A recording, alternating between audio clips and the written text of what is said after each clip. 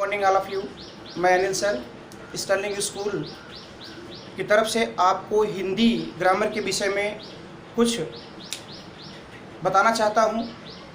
पिछले वीडियो में आपने देखा भाषा किसे कहते हैं, भाषा क्या होती है, भाषा के विविध रूप होते हैं।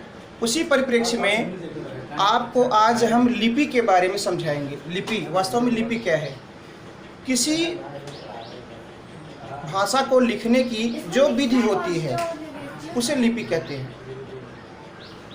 किसी भाषा को लिखने की जो विधि होती है उसे लिपि कहते हैं। हम अपने मुख से क्या उच्चारित कर रहे हैं और उसको किस प्रकार से हम लिखते हैं, उसी को मोटी मोटी बात समझ लीजिए, उसी को लिपि कहा जाता है। यहाँ उसकी कुछ परिभाषाएं दी गई हैं। लिपि क्या है? किसी भाषा की उच्चारित ध्वनियों। अब ये उच्चारित ध्वनियाँ क्या हैं? हमारे द्वारा जो कुछ बोला जाता है और उसी को हम उसी रूप में लिख लेते हैं।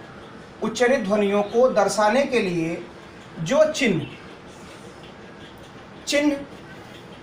जिसे हम साफ तौर से निशान भी कह सकते हैं, वह के लिए जो चिन्ह निर्धारित किए गए हैं उन्हें उस भाषा की लिपि कहते हैं।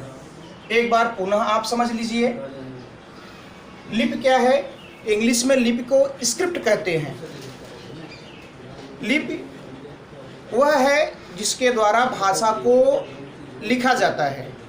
अब हम इसकी जो परिभाषा है वह है लिपि किसी भाषा की उच्चारित ध्वनियों को दर्शाने के लिए जो चिन्ह निर्धारित किए गए हैं उन्हें उस भाषा की लिपि कहते हैं। हम हिंदी में जो चीज़ बोलते हैं वास्तव में उसको उसी रूप में लिख लेते हैं। जैसे हम स्वरों को लिखने के लिए अगर कोई बोलता है अ, ई, आ, तो हम उसी चीज़ को अपने कान के द्वारा सुनते हैं और अक्षरशः उसी चीज़ को लिख लेते हैं। वही लिपि है। परंतु यहाँ एक बात और है कि वह एकदम शुद्ध रूप में उसी प्रकार से लिखा जाए। हिंदी भाषा की लिपि देवनागरी है। हिंदी भाषा की लिपि देवनागरी है। उसी प्रकार से कुछ ऐसी भाषाएं हैं जो देवनागरी लिपि में लिखी जाती हैं। हमारे भारत में कुछ ऐसी भाषाएं हैं जो देवनागरी लिपि में ही लिखी जाती हैं। वो इस प्रकार हैं। संस्कृत हमारी देववाणी है। मराठी वो भी देवनागरी लिपि में ही लिखी जाती है। नेपाली वो भी हमारी देवनागरी लिपि में ही लिखी जाती है। और कोंकणी जो कोंकण क्षेत्र की भाषा है वो भी देवनागरी लिपि में ही लिखी जाती है। आगे कुछ भाषाएं और लिपियां यहाँ दर्शाई गई हैं। जैसे उर्दू को जो लिखने की लिपि है उसे फारसी कहा जाता है। उर्दू की जो लिपि है वो फारसी है। पंजाबी की जो लिपि है वो गुरमुखी है। अंग्रेजी, जर्मन, फ्रांसीसी और इटालियन जो भाषाएं हैं उसकी लिपि रोमन है।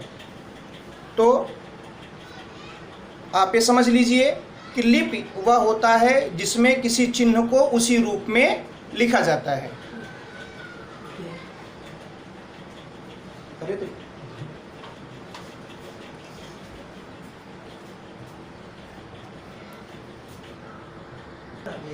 आइए आगे देखते हैं। व्याकरण। हमने आपको भाषा, लिपि दोनों के विषय में बताया। अब हम आपको व्याकरण के विषय में बताएंगे। व्याकरण वास्तव में क्या है? व्याकरण सबसे पहले भाषा बनती है, बाद में उसका व्याकरण बनाया जाता है। एक बात समझ लीजिए, जिस प्रकार से अध्यापक हमें कक्ष में या बाहरी जीवन में अनुशासन का पाठ पढ़ाता है, ठीक उसी प्रकार से भाषा को अनुशासित करने के लिए व्याकरण का प्रयोग किया जाता है। अगर भाषा में व्याकरण का प्रयोग न किया जाए तो भाषा खराब लगेगी, अच्छी प्रतीत नहीं होगी। तो व्याकरण वास्तव में हमें अनुशासित, जिस प्रकार से हम अपना अनुशासित जीवन जीने की कोशिश करते हैं उसी प्रकार से भाषा में व्याकरण का बड़ा ही महत्व है।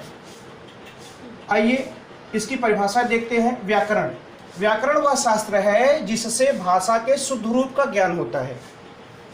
व्याकरण वह चीज है जिससे किसी भी भाषा का शुद्ध रूप से ज्ञान होता है।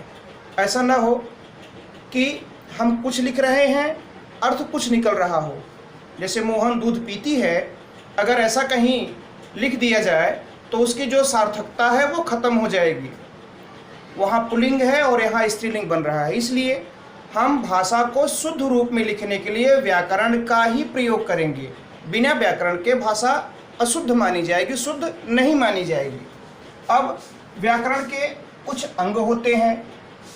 जिस प्रकार से हमारे शरीर में कुछ अंग हैं, उसी प्रकार से व्याकरण में भी कुछ अंग हैं, अंग या भाग। आइए, व्याकरण के मुख्य रूप से 4 अंग होते हैं या 4 भाग होते हैं। पहला है वर्ण विचार, दूसरा है शब्द विचार, तीसरा है पद विचार और चौथा है वाक्य विचार।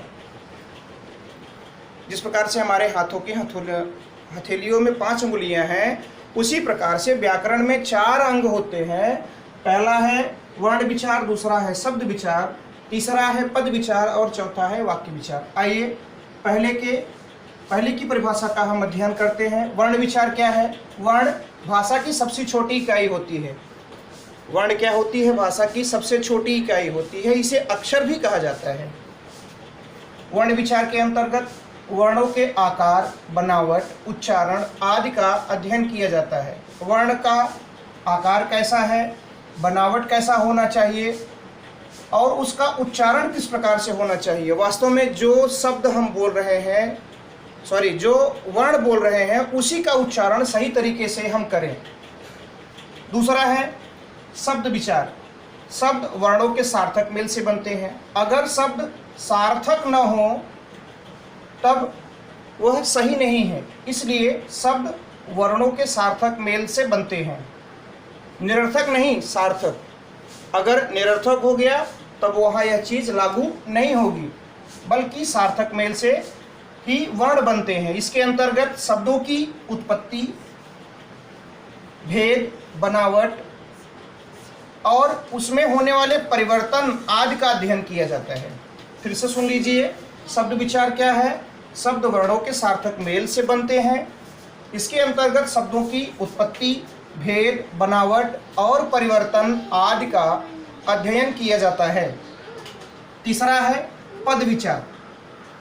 जब शब्द वाक्य में प्रयोग होते हैं, जब छोटे छोटे शब्दों को हम वाक्यों में प्रयोग करना चाहते हैं या प्रयोग करते हैं, तो वे पद कहलाते हैं।